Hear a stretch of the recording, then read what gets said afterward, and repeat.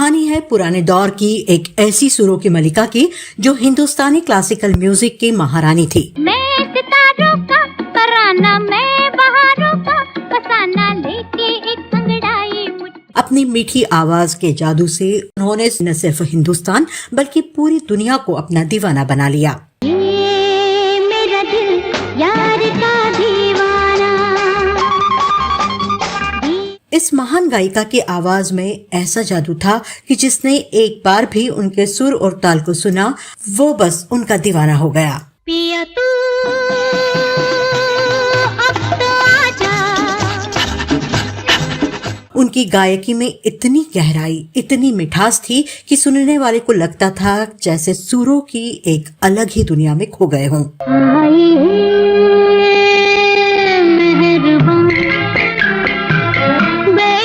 उनकी आवाज सिर्फ कानों तक ही नहीं बल्कि सीधे दिल तक पहुंचती थी। मेरा कुछ तुम्हारे। जब वो गाने लगती तो ऐसा लगता जैसे हर नोट, हर स्वर में एक अलग एहसास, एक अलग कहानी छुपी हो। उनकी संगीत साधना का असर ऐसा था कि लोग बस उन्हें सुनते रहना ही चाहते थे। चुरा लिया है तुमने जो दिल को, नजर नहीं। अरे लेकिन क्या आप जानते हैं कि इस गायिका को अपनी बड़ी बहन के रिजेक्ट किए हुए गानों से संतोष करना पड़ता था और बाद में उन्हीं गीतों से इतनी शोहरत मिली कि वो अपनी बहन को पीछे छोड़ते हुए नंबर 1 की कुर्सी पर जा पहुंची। तू है वही दिल ने जिसे अपना कहा, तू है जहां। क्या आप सोच सकते हैं कि ये गायिका अपनी बड़ी बहन के नौकर के प्यार में ऐसी पागल हो गई कि पूरे परिवार से बगावत कर घर छोड़कर भाग गई। एक परदेसी मेरा दिल ले गया, जाते जाते मीठा मीठा हम दे। और जिस शख्स के लिए इन्होंने अपने परिवार की इज्जत को दांव पर लगा दिया, उसी ने क्यों इन्हें गर्भवती हालत में आधी रात को 2 मासूम बच्चों के साथ मारपीट करके घर से निकाल दिया।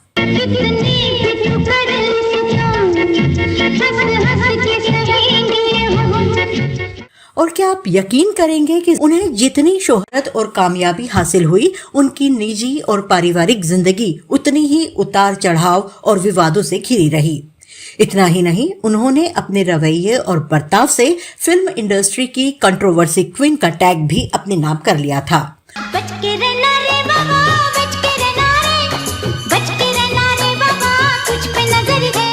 पूरी दुनिया में मशहूर और करोड़ों की मालकिन इस गायिका ने आखिर क्यों अपनी मुस्लिम बहू पर ऐसे जुल्म किए जिनके बारे में सुनकर लोगों के होश उड़ गए। 2 लफ्जों की है दिल की कहानी। क्यों इस मशहूर गायिका ने सिर्फ अपने संगीतकार पति को ही नहीं छोड़ा बल्कि अपनी बूढ़ी सास को भी अकेले बुढ़ापे में धक्का देकर कभी पागल खाने तो कभी वृद्धाश्रम में छोड़ दिया। सोचिए, जिस घर में कभी संगीत की धुनें गूंजा करती थी वहां सिर्फ तन्हाई बची रह गई। लेकिन रुकिए, कहानी यहीं खत्म नहीं होती। क्या आप जानते हैं कि उनकी जिंदगी में ऐसा क्या हुआ कि उनके पति, जवान बेटे और बेटी तीनों की मौत उनकी आंखों के सामने हो गई और वह चाहकर भी कुछ नहीं कर पाई। आखिर ऐसी क्या मजबूरी थी जो उन्हें बस देखना पड़ा और सहना पड़ा। रोज रोज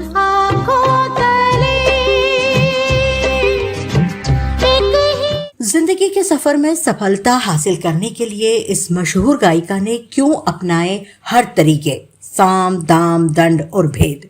आखिर क्या मजबूरी थी, क्या था वो सपना जिसके लिए उन्होंने हर हद पार करने का फैसला किया। मुझको हुई ना खबर, चोरी चोरी छुप छुप कर। क्यों इस गायिका को अपनी जिंदगी में हमेशा दुख तकलीफ में अपना जीवन गुजारना पड़ा। क्या किस्मत ने की थी इस अदाकारा के साथ दगाबाजी या भगवान ने किया ऐसा कठोर इंसाफ जिसकी कभी भी किसी को भी उम्मीद नहीं थी। कौन थी वो गायिका जिसने अपने जीवन में 2 शादियां की, 3 बच्चों को जन्म दिया और तलाक के बाद भी समाज की पारंपरिक मर्यादाओं की परवाह किए बिना अपनी राह चुनी। कैसे उम्र के बढ़ने के बावजूद उन्होंने खुले दिल से लिव इन जैसे रिश्तों को अपनाया और अपनी शर्तों पर जीवन जिया। क्यों बार बार अपना जीवन साथी बदलने के बावजूद वो रह गई अपनी निजी जिंदगी में बिल्कुल अकेली। जानेंगे और भी बहुत कुछ, बस आप बने रहिए हमारे साथ। दोस्तों नमस्कार, आप देख रहे हैं ड्रामा सीरीज भारत और मैं हूं मनीषा व्यास खन्ना। अब तक तो आप समझ ही गए होंगे कि आज हम इस वीडियो में किसकी बात कर रहे हैं। जी हाँ, सुरों की मलिका और भारत ही नहीं दुनिया भर में सबसे ज्यादा गाने गाकर नंबर 1 की कुर्सी हासिल करने वाली आशा भोसले की। जब जब सुलते तेरी कवारियों का दिल मचले, पूरी दुनिया में उनकी गायकी की वजह से वो पहचान मिली जिसको आज हम सभी भारतीय संगीत की दुनिया में सुरों की मल्लिका आशा ताई यानी आशा भोसले के नाम से जानते हैं, पहचानते हैं। कौन थी आशा भोसले? क्या मराठवाड़ा के भोसले राजघराने से था उनका रिश्ता? किस मशहूर संगीतज्ञ परिवार से था इनका ताल्लुक और क्या थे इनकी जिंदगी के विवाद? ये सब कुछ जानने से पहले आइए एक नजर डाल लेते हैं उनके शुरुआती जीवन पर। फिर आगे कुछ नहीं देखा नजारों में तुम। सुरों की मल्लिका आशा भोसले का जन्म 8 सितंबर 1933 को महाराष्ट्र के सांगली में एक मराठी परिवार में हुआ था। शुरुआत में उनका नाम था आशा दीनानाथ मंगेशकर।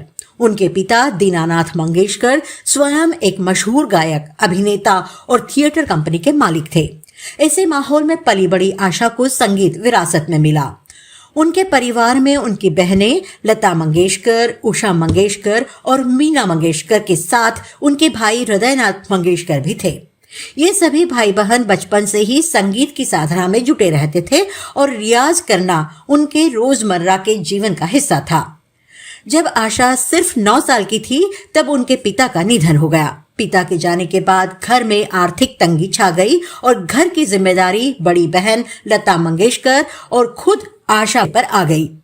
उनके पिता दीनानाथ मंगेशकर के एक अच्छे दोस्त थे मास्टर विनायक, जो मशहूर अभिनेत्री नंदा जी के पिता थे। उन्होंने मंगेशकर परिवार की बहुत मदद की। मास्टर विनायक की हिंदी सिनेमा जगत में अच्छी पहचान थी, इसलिए उन्होंने लता और आशा दोनों के लिए काम ढूंढने की कोशिश की। इसी वजह से नन्ही आशा को सिर्फ 10 साल की उम्र में साल 1942 में मराठी फिल्म माझा बाळ में एक गाना गाने का मौका मिल गया।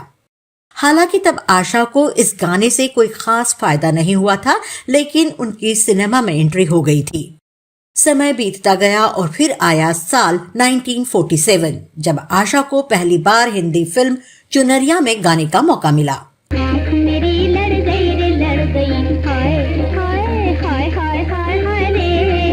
ये उनके करियर के लिए एक महत्वपूर्ण मोड़ था। इसके बाद साल 1949 में हिंदी फिल्म रात की रानी में आशा ने पहली बार बतौर सोलो गायिका गाना गाया। दो चार इधर, दो चार उधर, दो चार इधर, दो चार उधर।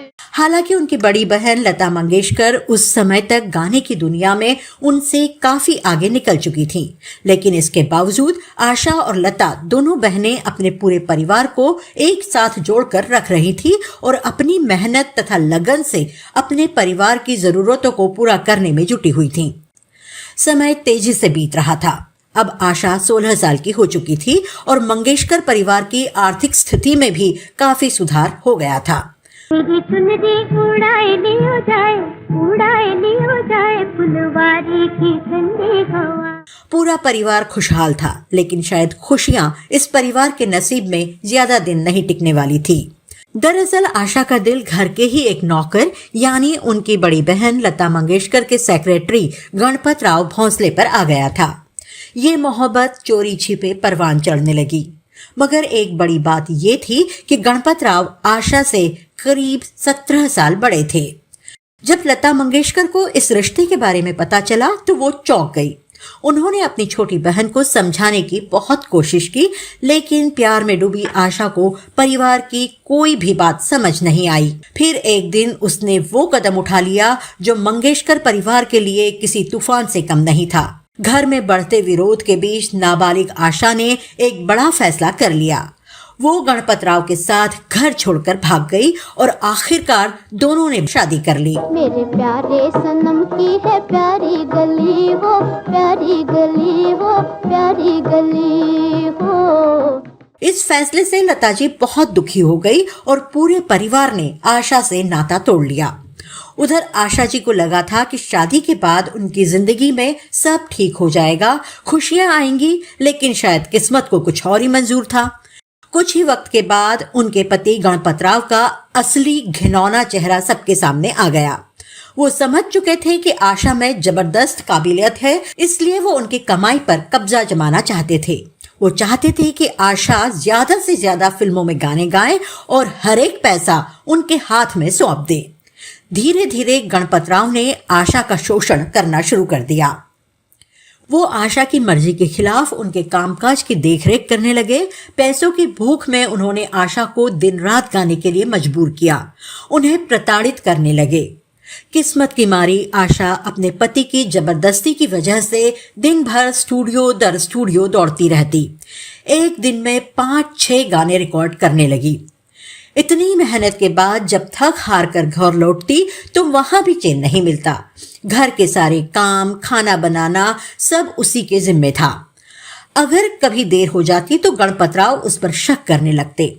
धीरे धीरे उनकी बेरहमी बढ़ती गई। वो आशा को कभी भी साज सिंगार तक नहीं करने देते थे। आशा अपने पति के हर जुल्म को चुपचाप सह रही थी। लेकिन बात यहीं नहीं रुकी।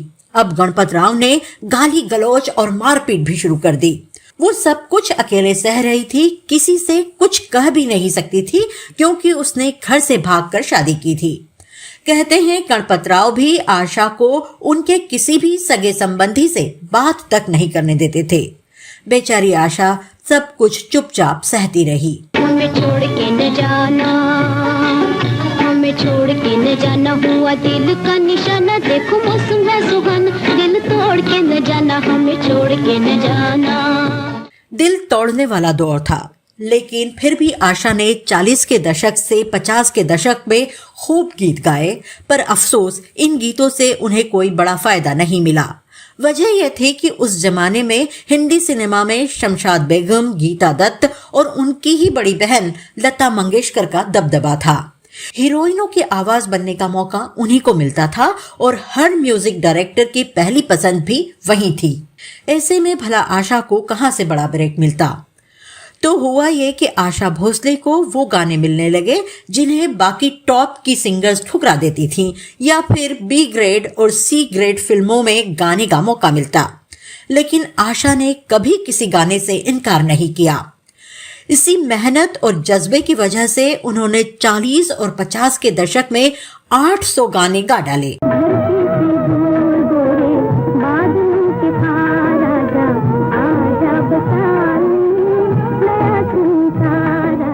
मगर अभी वो ऊंचा मुकाम हासिल करना बाकी था जो उन्हें एक सफल सिंगर बना देता।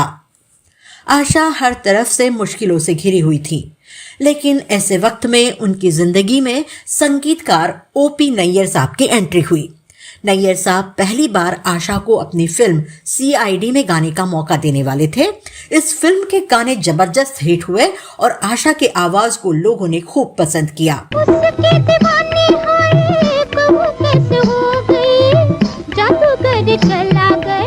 इसके बाद 1957 में ओपी नैयर ने एक बार फिर आशा को फिल्म नया दौर में गाने का मौका दिया। जब जब सुलफे तेरी कवारियों का दिल मचले, कवारियों का दिल। नया दौर पहली फिल्म थी जिसमें आशा ने लीड एक्ट्रेस पर फिल्माए गए सभी गाने गाए थे। मांग के साथ तुम्हारा मैंने मांग लिया संसार। इस फिल्म के कामयाबी के साथ ही आशा भोसले की किस्मत भी चमक गई।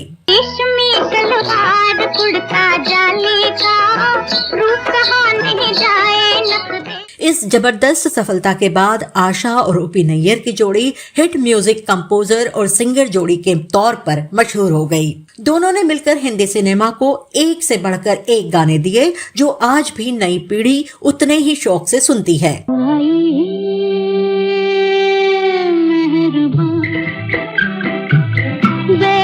आशा जी की जिंदगी कामयाबी की ऊंचाइयों पर पहुंच रही थी, लेकिन उनकी निजी जिंदगी बिखरती जा रही थी। साल 1959 में एक दिन दोनों के बीच झगड़ा हुआ। हद तो तब हो गई जब कुछ महीनों की गर्भवती आशा को, जो तीसरी बार मां बनने वाली थी, उनके 2 छोटे बच्चों के साथ रात के अंधेरे में घर से निकाल दिया गया। आशा पर दुखों का पहाड़ टूट पड़ा।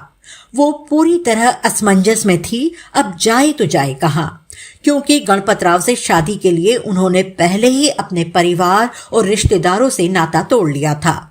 लेकिन हालात की परवाह किए बिना उन्होंने फैसला किया कि वो अपने मायके वापस जाएंगी। आखिरकार आशा फिर से मंगेशकर परिवार के पास लौट आई।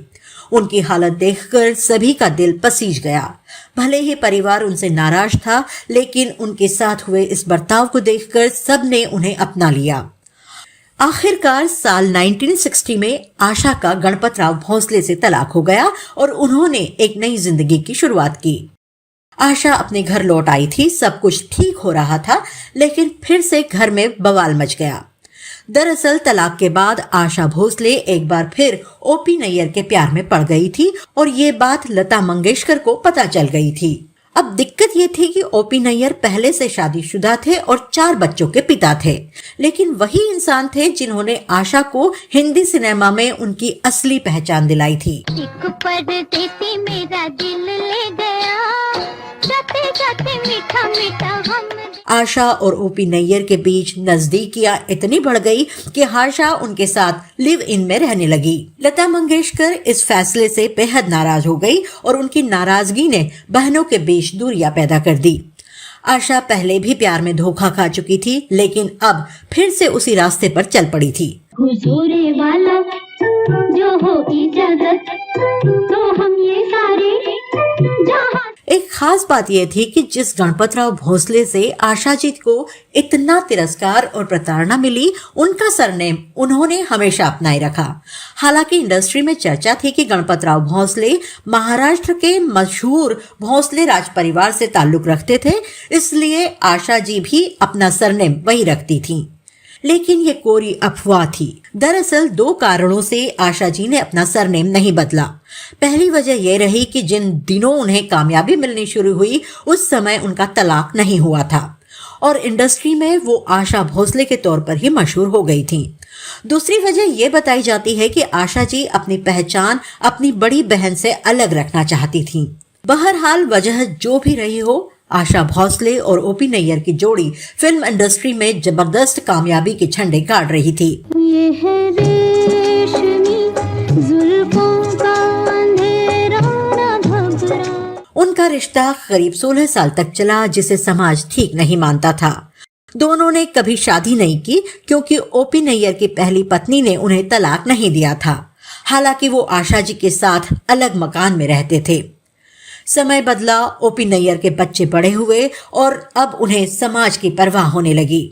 कहते हैं कि इसी वजह से उनके और आशा भोसले के रिश्ते में दरार आने लगी। आशा भोसले एक बार फिर अपने फैसले को लेकर पछता रही थीं।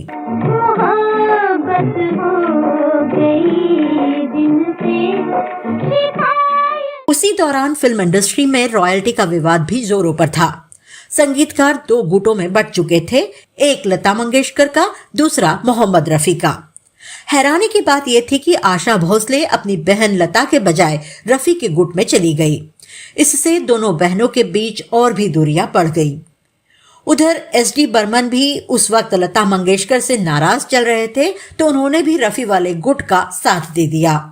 ऐसे में जो गाने वो लता मंगेशकर से कमाने वाले थे, वो सारे गाने आशा भोसले से गवाए गए।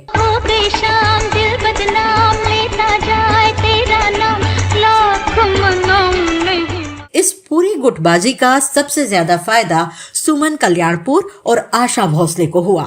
खासकर आशा के पास गानों की लंबी कतार थी और वो लगातार हिट पे हिट गाने गा रही थी। सच हुए सपने तेरे,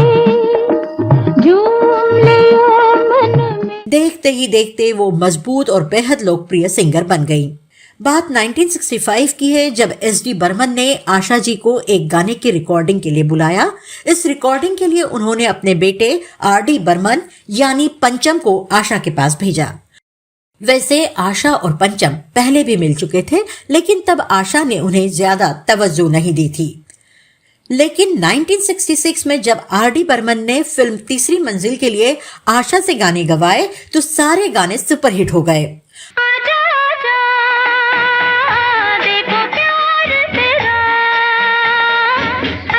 आर.डी. बर्मन का म्यूजिक एकदम नया और अलग था, जिसे लोगों ने बहुत पसंद किया। इस जबरदस्त कामयाबी के बाद आशा भी अब पंचम को गंभीरता से लेने लगी। कह सकते हैं कि आर.डी. बर्मन ने हिंदी फिल्म म्यूजिक को एक नए अंदाज में ढाल दिया था। दुनिया में लोगों को धोखा कभी हो जाता है। अब आशा और पंचम की जोड़ी फिल्म इंडस्ट्री में धमाल मचाने लगी थी। दोनों साथ में काम कर रहे थे और इसी दौरान उनके बीच नजदीकियां भी बढ़ने लगी। धीरे धीरे ये साथ सिर्फ प्रोफेशनल नहीं बल्कि पर्सनल भी हो गया। लेकिन उस वक्त तक आशा ओपी नैयर से अलग नहीं हुई थी। हालांकि पंचम के साथ बढ़ती नजदीकियों की वजह से आशा और ओपी नैयर के रिश्ते में दरार आनी शुरू हो गई थी। ओपी नैयर वैसे भी थोड़े गुस्सैल थे और आशा भी उन्हें इतनी आसानी से छोड़ना नहीं चाहती थी। लेकिन फिर एक दिन ऐसा कुछ हुआ जिसने सब बदल दिया। जब सब घर पर थे, किसी बात पर गुस्से में ओपी नैयर ने आशा की बेटी को जोरदार थप्पड़ जड़ दिया। आशा को कभी उम्मीद नहीं थी कि नैयर ऐसा कुछ कर सकते हैं। थप्पड़ भले ही बेटी के गाल पर पड़ा था, लेकिन इसने आशा और ओपी नैयर के रिश्ते का हमेशा के लिए अंत कर दिया।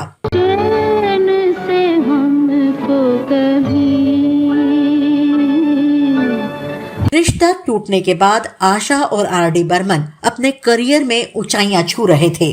इसी दौरान दोनों की नजदीकियां भी बढ़ने लगी।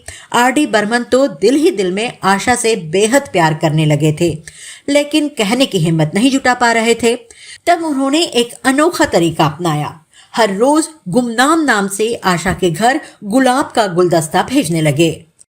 फिर जब इस गुलदस्ते का राज खुला तो आर.डी. बर्मन ने बिना देर किए आशा को शादी के लिए प्रपोज कर दिया। लेकिन आशा पहले ही जिंदगी में बहुत कुछ झेल चुकी थी, इसलिए वो डर गई।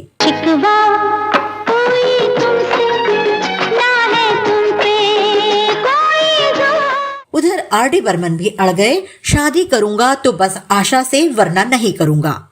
करीब 7 साल गुजर गए, तब जाकर आशा को उन पर भरोसा हुआ और आखिरकार 1980 में दोनों ने शादी कर ली।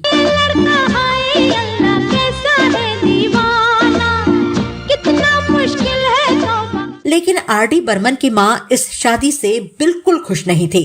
वजह, आशा उनसे 6 साल बड़ी थी, तलाकशुदा थी, 3 बच्चों की माँ थी और समाज की नजरों में बदनाम भी थी। फिर भी शादी के बाद आशा खुश थी, लेकिन शायद उनकी तकदीर में ये खुशी ज्यादा दिनों तक लिखी ही नहीं थी। समय बदला, संगीत का दौर बदला, नए कलाकार और नए संगीतकार उभरने लगे। आर.डी. बर्मन उस बदलाव के साथ तालमेल नहीं बिठा पाए और धीरे धीरे उन्हें काम मिलना बंद हो गया। पैसों की तंगी होने लगी और इस तनाव में उन्होंने शराब का सहारा लेना शुरू कर दिया। इधर आशा अब भी सुपरहिट गाने दे रही थी, लेकिन किसी और संगीतकार के धुनों पर।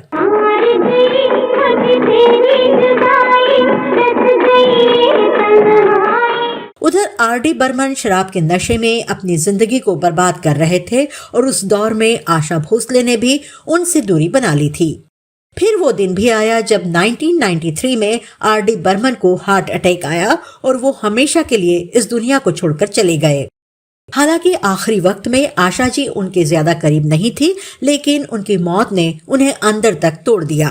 रोते हुए आशा ने कहा था, दुनिया ने एक महान संगीतकार खो दिया, लेकिन मैंने अपना पति खो दिया। मेरा पति बहुत बड़ा म्यूजिक डायरेक्टर था और हमेशा रहेगा।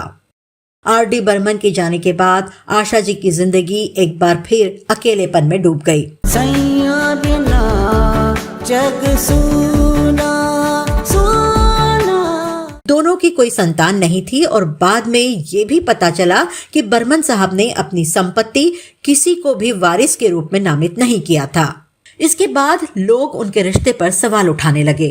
आर.डी. बर्मन के गुजर जाने के बाद आशा भोसले ने करीब 13 साल तक उनकी मां का पूरा ख्याल रखा, लेकिन फिर एक वक्त ऐसा आया जब उन्होंने उन्हें खुद से दूर कर वृद्धाश्रम भेज दिया। इसके बाद आशा भोसले ने भी हिंदी सिनेमा से दूरी बना ली थी, लेकिन फिर आया साल 1994 जब कई लोगों के कहने पर उन्होंने रंगीला फिल्म के गानों के साथ वापसी की थी।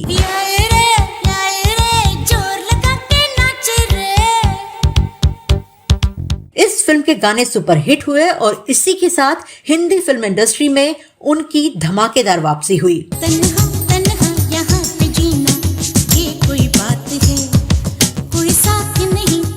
फिर तो आशा भोसले ने एक बार फिर फिल्मों में सफलता के झंडे गाड़ने शुरू कर दिए।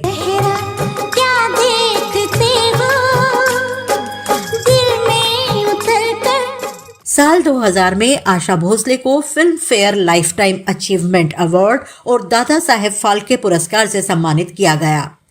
आशा भोसले ने अपने करियर में वो मुकाम हासिल कर लिया था जहां हर सिंगर पहुंचने का सपना देखता है। उम्र बढ़ रही थी, लोग सोच रहे थे कि अब शायद आशा जी फिल्मों के गानों से संन्यास ले लेंगी, लेकिन आशा तो आशा थी।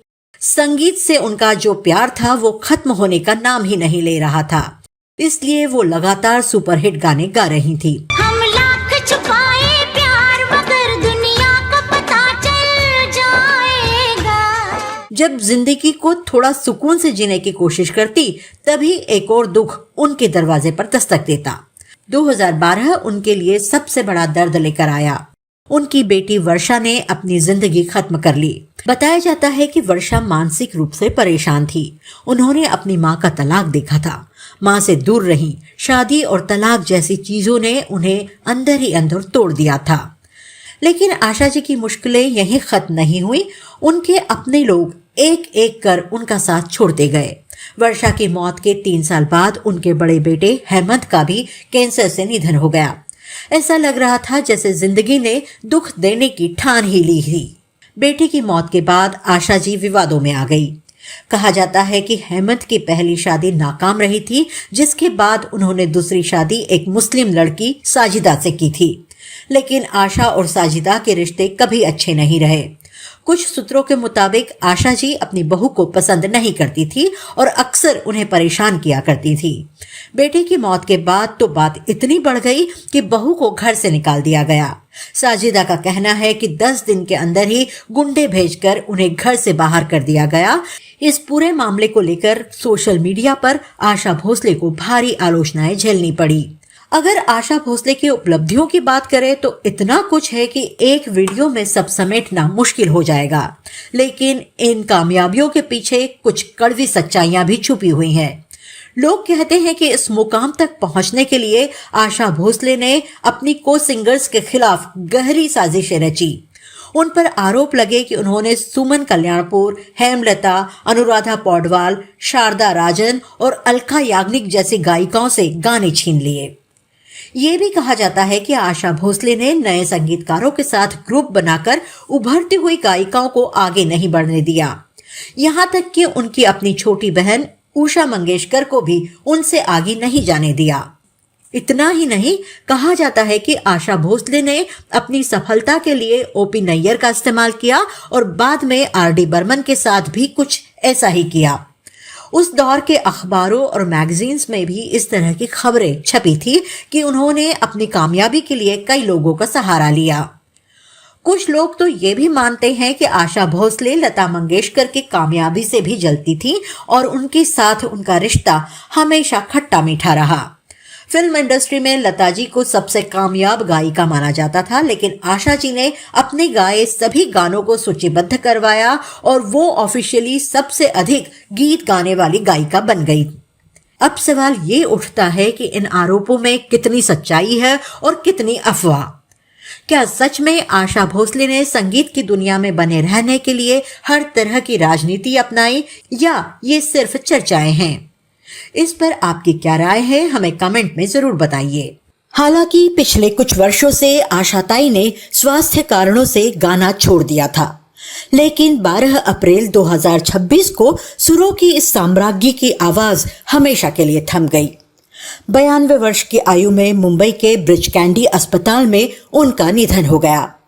इसे एक संयोग ही कहा जा सकता है कि उनकी बड़ी बहन लता मंगेशकर जी का निधन भी 92 वर्ष की आयु में इसी ब्रिज कैंडी अस्पताल में हुआ था। हमारी पूरी टीम की ओर से उन्हें हार्दिक श्रद्धांजलि। अगर आपको आशा भोसले जी के बारे में कुछ खास पता है या आप उनकी जिंदगी को किसी अलग नजरिए से देखते हैं तो हमें कमेंट करके जरूर बताइए। अब दीजिए अपनी दोस्त और होस्ट मनीषा व्यास खन्ना को इजाजत। नमस्कार।